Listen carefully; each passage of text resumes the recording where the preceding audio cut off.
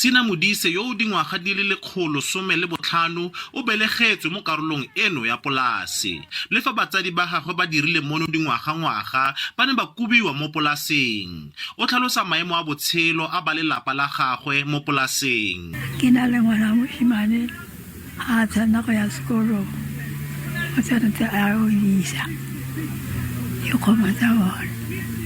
Yana e tshwanetse gore a tse re budiwa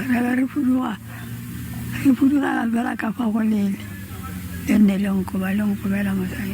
Malapa a nnile beng ba dipolasi di le 15 go ya ka Extension of Security of Tenure Act ka dingwaga tsa di 1990.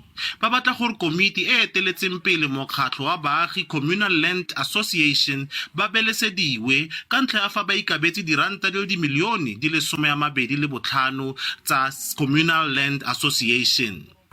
Ba ja ditšhelete tse di fetang bo 28 milione ba le 1 shaba se sa modimo ga se kresele ya ka go ka bona bokoko ba ile gore o mongwe mo interview o mongwe ke yo go disa botlhoko tatene ba bang ba bone ba setse ba tsene mo tlasa mmu ba sa krea sepe go tswa mo lefatsheng la bone le ba le bereketseng ka thata ga kana kang real on se konsegel ke khale re tsama meeting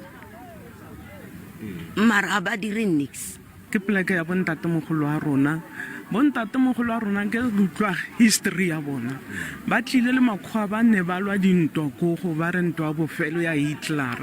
Maiteko a go fitlhelela tsibogo ya komiti e thapilweng go ela tlhoko khutsonakedi Communal Property Land Association a retetse o fentse stimo SABC News Skeerport.